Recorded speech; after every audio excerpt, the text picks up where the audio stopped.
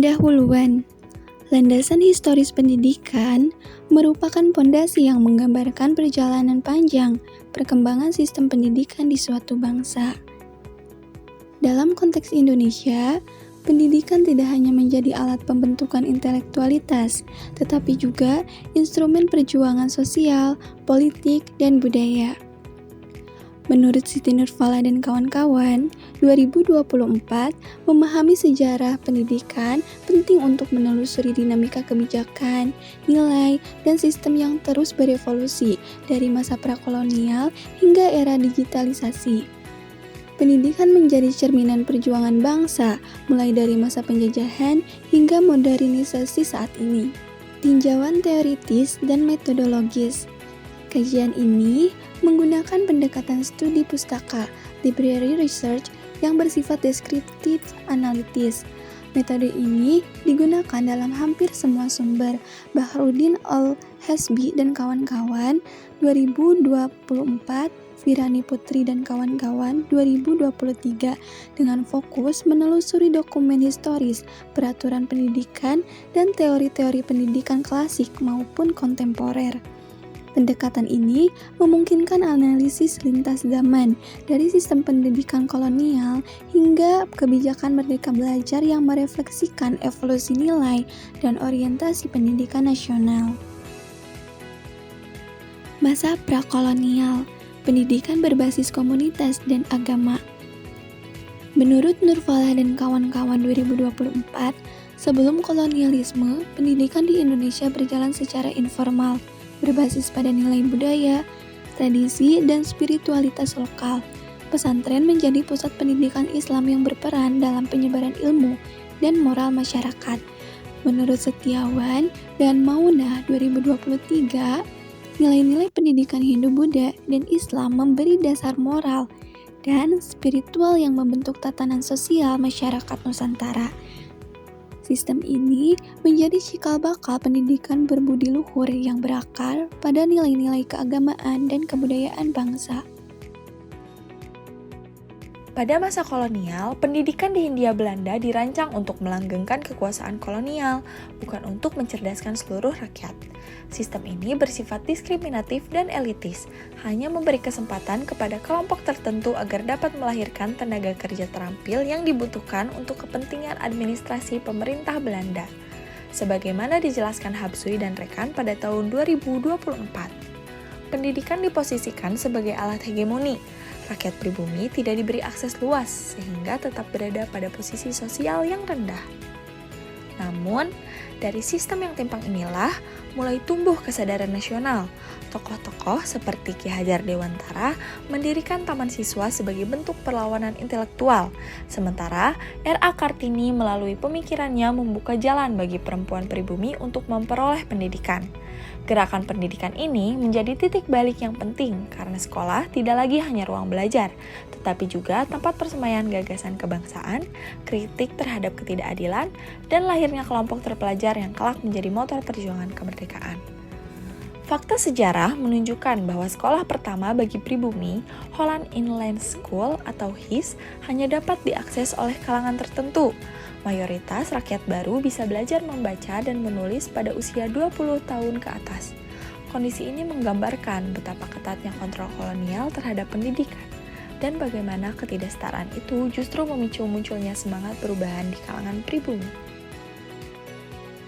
Setelah proklamasi 1945, pendidikan menjadi agenda utama untuk membangun bangsa yang baru merdeka.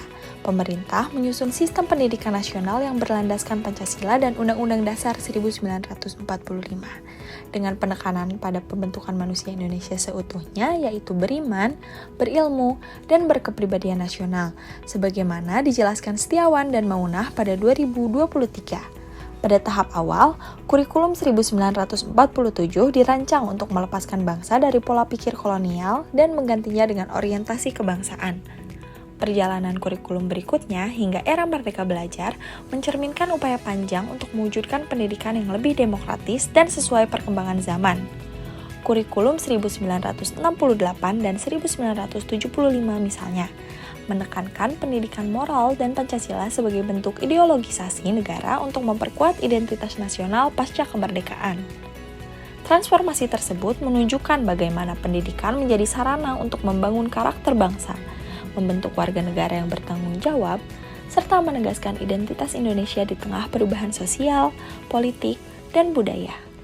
Dengan demikian, masa kemerdekaan menjadi periode rekonstruksi besar-besaran di mana pendidikan berfungsi bukan hanya sebagai alat pembangunan, tetapi juga sebagai pilar untuk memperkuat persatuan serta mempersiapkan generasi muda menghadapi masa depan yang lebih maju, mandiri, dan demokratis.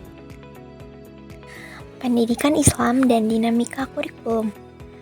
Pendidikan Islam di Indonesia mengalami perkembangan yang terus menyesuaikan perubahan sosial dan politik. Sejak masa awal, kurikulumnya terbentuk melalui proses sejarah panjang yang berakar pada praktik pendidikan Rasulullah SAW. Berkembang dalam tradisi pesantren, lalu memasuki era modern melalui sistem madrasah.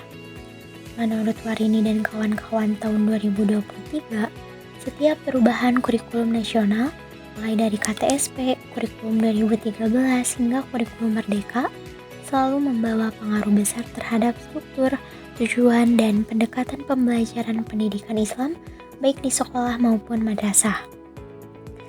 Landasan historis menjadi pedoman penting bagi pengembang kurikulum agar dapat memahami pola perubahan masa lalu dan menghindari pengulangan kesalahan yang pernah terjadi. Dengan memahami perjalanan tersebut, kurikulum pendidikan Islam dapat dirancang lebih responsif terhadap kebutuhan zaman, tetap relevan dengan perkembangan masyarakat, serta mampu menjawab tantangan baru seperti teknologi, karakter peserta didik, dan tuntutan kompetensi abad ke-21. Perspektif global, pembelajaran dari sejarah pendidikan Eropa. Dalam konteks global, refleksi terhadap sejarah pendidikan tidak hanya terjadi di Indonesia, tetapi juga di berbagai negara Eropa, termasuk Slovakia. Gudula Chopa tahun 2016 menegaskan bahwa ketika sejarah pendidikan dimarginalkan dalam dua akademik, terjadi disrupsi terhadap kesinambungan pedagogis, yaitu terputusnya hubungan antara nilai, gagasan, dan tradisi pendidikan masa lalu dengan praktik pendidikan modern. Kondisi ini dapat melemahkan identitas akademik suatu bangsa dan membuat sistem pendidikan kehilangan akar intelektualnya. Karena itu, integrasi kajian historis dalam pendidikan modern menjadi sangat penting. Melalui pemahaman sejarah, negara-negara Eropa berupaya menjaga kesinambungan tradisi ilmiah sekaligus mengembangkan inovasi pendidikan yang tetap berpijak pada warisan intelektual mereka. Pendekatan ini menunjukkan bahwa pembaruan kurikulum tidak selalu berarti memutus masa lalu, tetapi justru memanfaatkannya sebagai sumber nilai, prinsip, dan inspirasi untuk menjawab tantangan pendidikan di era kontemporer. Dengan demikian, pengalaman Slovakia dan negara-negara Eropa lainnya menjadi pembelajaran bahwa sejarah pendidikan memiliki peran strategis dalam membangun sistem pendidikan yang berkelanjutan dan berkarakter. Tantangan dan implikasi era modern. Di era globalisasi dan digitalisasi, pendidikan Indonesia menghadapi beberapa tantangan penting. Yang pertama ada ketimpangan akses dan mutu. Walaupun akses pendidikan meningkat, kualitasnya belum merata. Perbedaan fasilitas, tenaga pendidik, dan lingkungan belajar masih terasa antara daerah maju dan tertinggal. Yang kedua ada kesenjangan digital. Tidak semua sekolah memiliki akses internet dan teknologi yang memadai. Akibatnya, program digitalisasi dan pembelajaran berbasis teknologi belum dapat dinikmati seluruh peserta didik. Yang ketiga ada rendahnya literasi dasar. Kemampuan membaca, menulis, dan numerasi siswa masih rendah, sehingga mempengaruhi kesiapan mereka menghadapi tuntutan abad ke-21.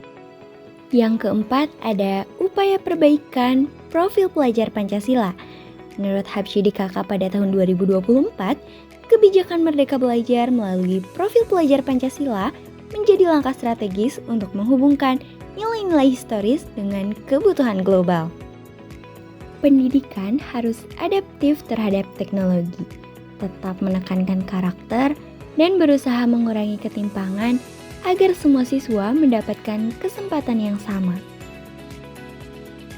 Landasan historis pendidikan memberikan dasar filosofis sekaligus pijakan empiris bagi perkembangan sistem pendidikan Indonesia, mulai dari pendidikan berbasis komunitas pada masa prokolonial, transformasi di masa kolonial, hingga pembaruan pendidikan nasional di era kemerdekaan.